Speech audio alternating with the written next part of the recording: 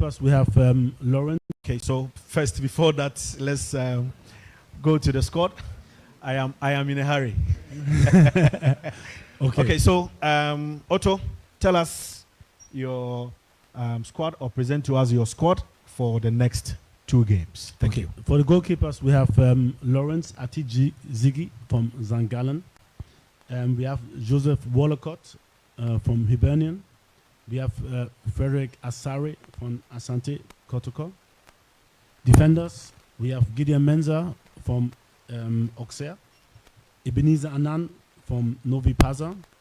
Mohamed Salisu, AS Monaco. Jerome Opoku from Başakşehir, Istanbul. Then we have Abdul Mumin from Rayo Vallecano.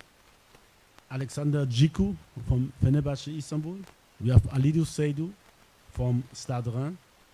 We have Tariq Lamte from Brighton and Hove. In the midfield, we have Mohamed Kudus from West Ham United. We have Ernest Nouama from Olympique Lyon.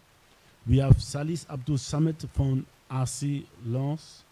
We have Ibrahima Sulemana from Cagliari. We have Thomas Partey from Arsenal.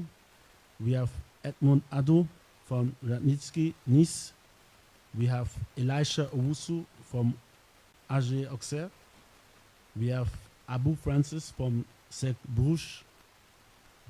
And then remaining the forwards, we have Osman Bukhari from Red Star Belgrade.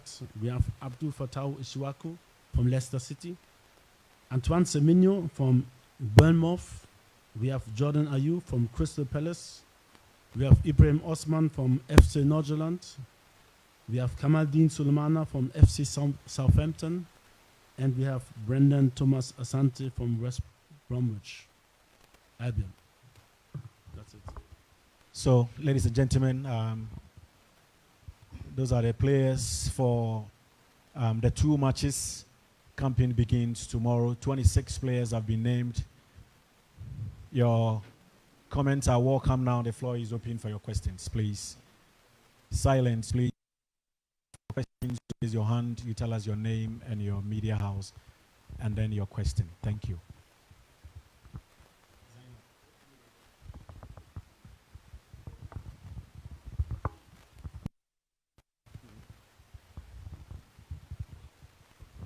My name is Jerome Ochri, freelance journalist.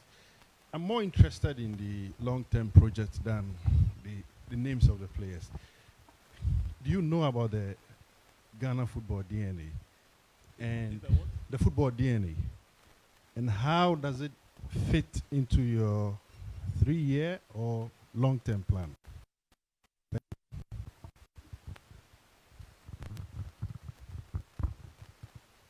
Okay, I can't really say that I know everything about Ghana's DNA. I think Ghana has a great history, football history, with great players in the past. We had really, really good times. I think the last really, really good times were when, you know, players like Michael Essien, Asamoah Gyan, Suleiman Tari, yeah, a lot of players were in the best form. I think for me, Ghana football stands for good football. And this is maybe I want to use the opportunity. It's difficult to promise victories, because in football you can be better than your opponent, and at the end they will score and they will win, or one slight mistake will happen. But I think I will take the opportunity to be brave enough to promise you that we will play good football, because yeah, I've been studying football for a very, very long time, and for me, the boys, especially in Ghana, they like to play with the ball. This is how they grow up when they're playing on the streets, and this is what I want to implement. And I think this is the easiest thing to implement, because they will have joy having the ball, trying to dominate. I know that we will face opponents sometimes which are stronger than us, where we defend more, but in general, I want to bring back to the joy with the ball. I want to create a culture, and this, I think, has been the culture in the past, not to be fearful when you have the ball. I know that there's high demands on the players, and it's difficult. There are difficult times, and there's a lot of pressure on the players. But I want to take the pressure away to allow them to do mistakes, because this is the only way we can, in long term, we can give them the confidence to play what they can. If you walk around the streets of Ghana and you see kids playing, you see what they are able to do, and this is what is in our players. And it's my job to bring it out, to bring in a culture with good habits, because good games don't come just like this. It comes with good preparation, to prepare them well, as good as I can with my coaching staff, which are helping me, and to bring in their ideas, to bring in their knowledge, and together I think we can create for the long term a very, very good Ghana national team. Thank you.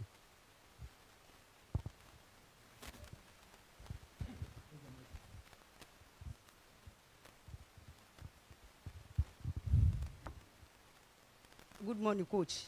Good morning. How are you? I'm fine, thank you. Thank you. Hope you're fine too. Please, my name is Yabibi. I want to ask, when Mr. Henry was mentioning those that are injured, he never mentioned of Dede Ayu. But in your list, your squad, he is not in the squad. And getting to the latter part of the season, he had a very good season.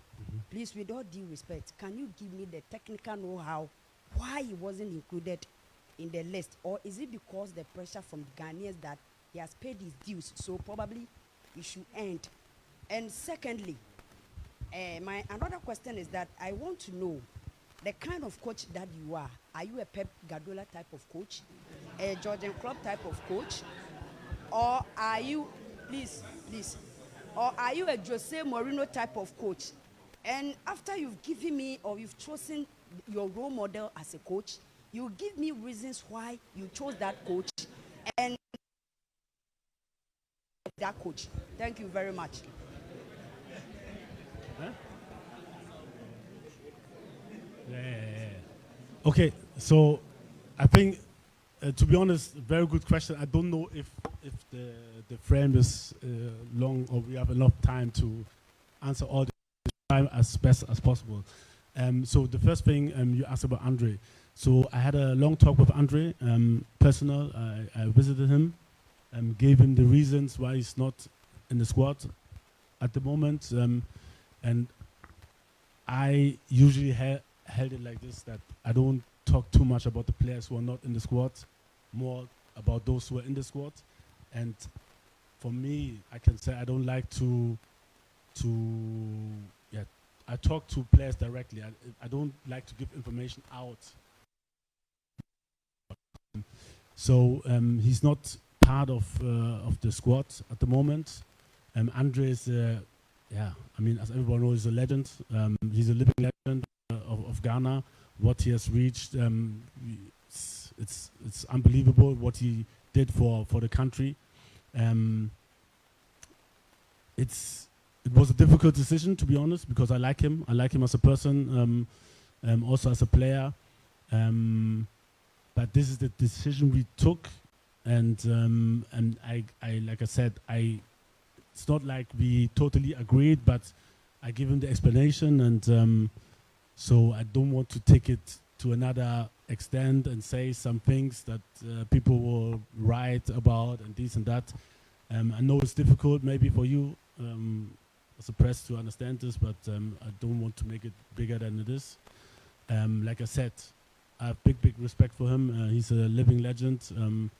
He holds the record in games playing for the national team. He has, achieved things that just a few players from Ghana has achieved, and it's very difficult to leave him out at the moment. But at the end, me as a coach, I have to take decisions. The best decision, what I think for the team, and this was one part of the decisions. And the type of coach I don't know. For me, I always try to learn.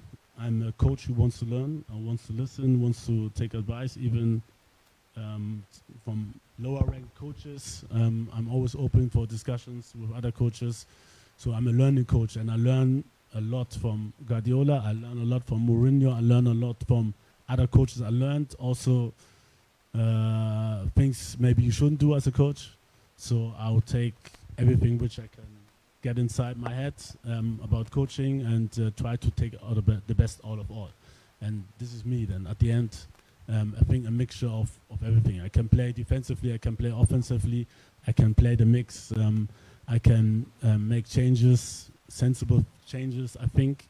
Whenever it takes, I can, I think I'm good in reading the game, how the game goes. I'm good in predicting things to happen, and this is me. It's,